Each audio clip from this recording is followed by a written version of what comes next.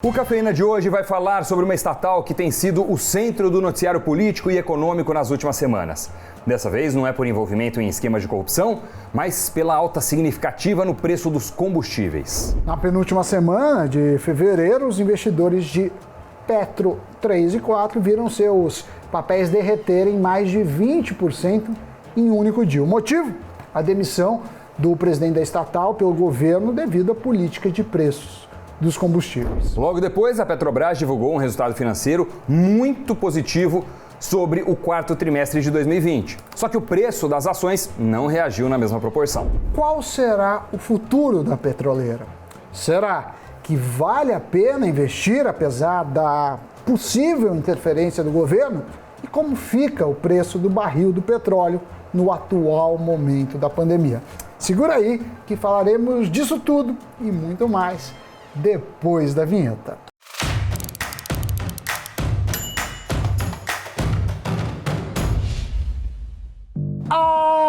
Amiguinhos e amiguinhas, um programa nas profundezas do pré-sal, eu diria hoje. Um programa que iremos a fundo no tema, falar da empresa mais frequente, pelo menos nos noticiários dos últimos tempos. Uma das mais comentadas.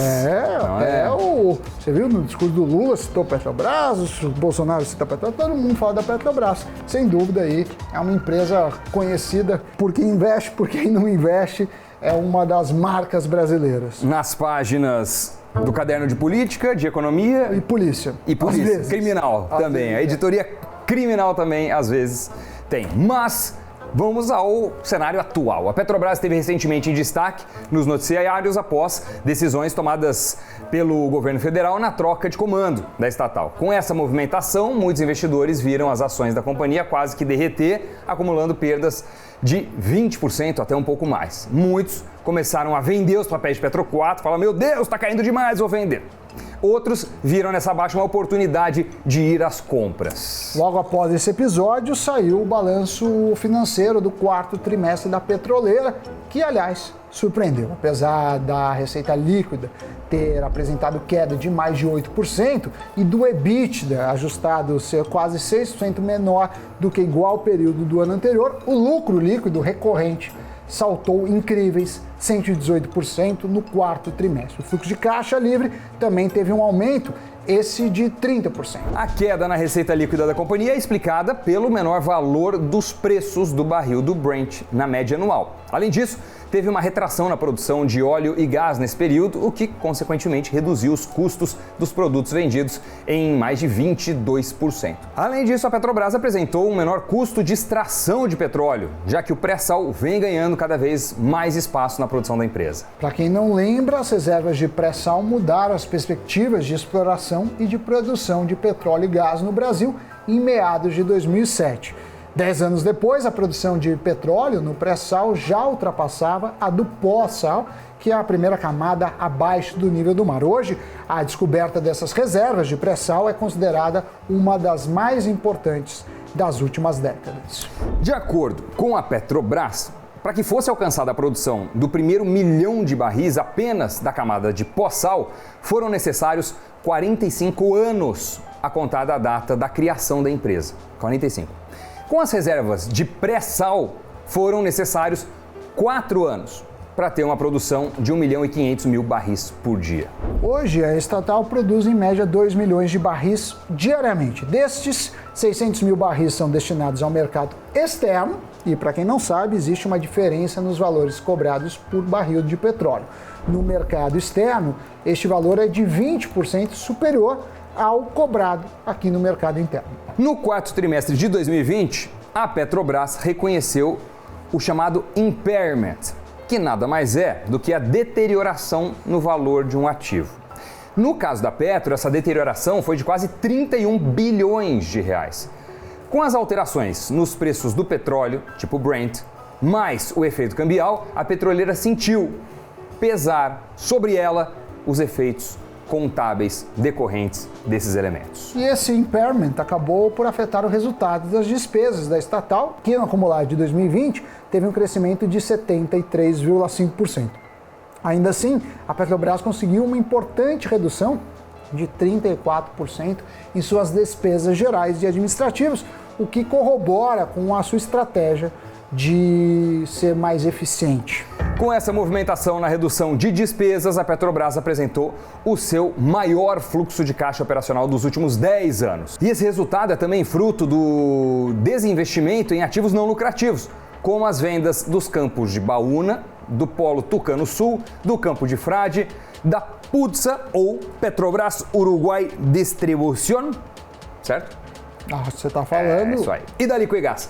Se não fosse com esse movimento, com certeza os resultados da companhia seriam muito mais afetados. Mas apesar de todos esses esforços, a desvalorização do real frente ao dólar, além da queda no menor volume de exportações, ocasionaram a queda de 44% nos resultados financeiros. Só nos primeiros meses de 2020, o preço do barril tipo Brent, que é a referência no Brasil, chegou a cair para $20. E era um preço que não era visto desde o início do século XXI. Agora parece que o pior momento dessa crise, pelo menos quanto ao preço do petróleo, ficou para trás. O barril Brent voltou à normalidade, tendo inclusive apresentado uma alta, sendo negociado atualmente acima dos $60. Então já é uma situação um pouco diferente. Sim, a crise que ainda paira é quanto à interferência do governo nos rumos da companhia pode existir. Com a demissão de Castelo Branco, os constantes protestos da classe de caminhoneiros e as críticas de Bolsonaro em relação ao preço do combustível deixou todo mundo com dúvida de quanto a empresa pode ser afetada. Seria uma nova era de controle de preços no mercado interno, Doni?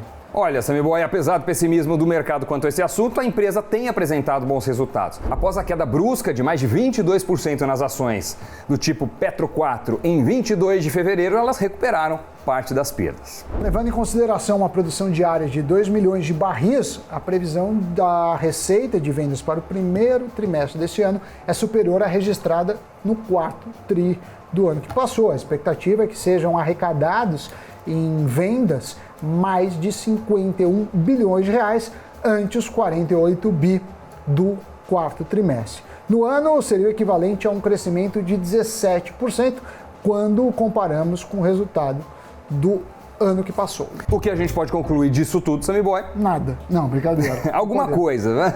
Alguma coisa. É. O que é? É o seguinte, a companhia tem apresentado resultados concretos, positivos. Isso passa confiança quanto à administração da empresa. O ano passado foi bem desafiador, um cenário atípico, tanto de queda nos preços do petróleo, como de redução da demanda, toda aquela conjuntura que você viveu e nós também, né? O planeta inteiro entrou em um cenário muito atípico e mesmo assim a Petrobras desempenhou bem, né? Teve aí, portanto, um sinal de resiliência. E tem mais, apesar das possíveis interferências que possam vir pela frente, seja no preço dos combustíveis, seja na gestão, existem diretrizes de governança para que os diretores e conselheiros passem por uma análise até serem aprovados e assumirem os cargos. Ou seja, isso acaba diluindo o risco de que pessoas sem capacidade técnica exerçam funções altas da administração. E fatos sejam ditos. Ainda que tenha feito aquele aceno de interferência, até agora a gente viu reajustes. Então não dá para falar que teve interferência, pelo menos na política de preços. Sem contar que também existe uma regra que prevê que caso ocorra qualquer tipo de subsídio dos produtos da petroleira, como diesel ou gasolina, o governo é obrigado a cobrir os prejuízos consequentes desse subsídio. Então essas foram medidas adotadas pela Petrobras para tentar se proteger de possíveis interferências. A questão que fica agora é, sendo a União Federal o principal acionista controlador, quanto dessas regras podem ser modificadas, dessas regulamentações, enfim, porque, tudo bem, tem um monte de questão de governança corporativa, toda uma mudança que aconteceu em quadros importantes da Petrobras, um aprendizado que veio, um aprendizado caro. A gente lembra que poucos anos atrás a companhia foi primeira página muitas vezes de jornais e sites e tudo mais, por questões decorrentes de interferência e envolvendo naquele período atos de corrupção, crime.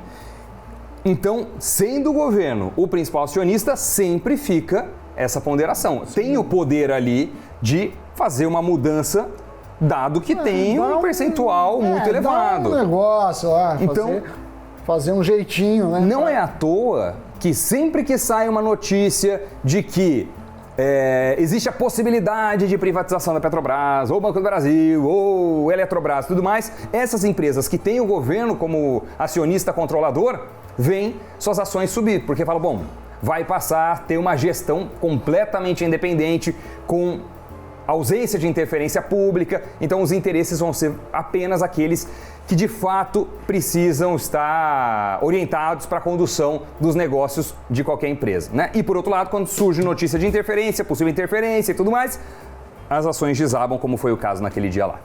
Segundo os analistas, caso o governo venha fazer mudanças nessas regulamentações, a repercussão evidentemente seria negativa e teria seus custos. De olho nesse cenário, se você está interessado em investir na petroleira, é sim possível que os papéis da empresa ainda apresentem certa volatilidade. Se a gente analisar no longo prazo, talvez o atual preço esteja mais atrativo. Vai depender muito também do seu perfil de investidor, do horizonte que você tem, quanto de risco você aceita correr, né? Vale analisar os dados que a gente trouxe aqui, ler os relatórios financeiros também da companhia antes de decidir entrar de vez em Petrobras. Eu, Sammy Boy, você sabe muito bem, naquele dia fui lá e fiz um aporte significativo. Achei que tinha sido uma variação muito exagerada para a notícia daquele momento, mas como no Brasil até o passado é incerto, outras notícias vieram depois que atrapalharam também as perspectivas até mesmo de recuperação pontual daquela queda tão forte. Mas enfim, fica aí a reflexão. Nada como um dia após o outro nesse país de incertezas. Agora eu quero saber... Tem seus riscos. É verdade. Só queria fazer uma pergunta. Você tem ações da Petrobras na sua carteira? Você investe Petro 3, Petro 4? Não tem mais? Conta pra gente no campo de comentários aqui deste vídeo do YouTube e aproveita, se inscreve, deixe lá seu like também, porque tudo isso é muito importante para nós. E agora sim, Sammy Boy, por gentileza. Giro de notícias. Eu tava já tentando girar, mas não deu. E a partir desta segunda-feira, o horário de funcionamento do pregão da B3 voltará a ser das 10 às 17 horas, pelo horário de Brasília. Com isso, o aftermarket deve voltar a acontecer entre 17h30 e 18 horas. A alteração no horário é devido à chegada do horário de verão no próximo domingo nos Estados Unidos. Assim, a diferença de horário entre Brasil e Nova York será de apenas 1 hora e não 2, como é agora. A Anvisa anunciou o registro definitivo no país da vacina AstraZeneca, com uma etapa de fabricação no Brasil pela Fiocruz. A vacina de Oxford já está sendo aplicada no país, mas apenas com registro de uso emergencial concedido para doses importadas prontas da Índia. E a Nokia assinou um acordo com a Samsung para licenciar patentes relacionadas a inovações e padrões de vídeo, informou a companhia finlandesa. Os termos do acordo não foram revelados e a Samsung fará pagamentos de royalties para a Nokia. Depois do giro de notícias, o que será que aconteceu com o mercado financeiro? Vamos ver no fechamento.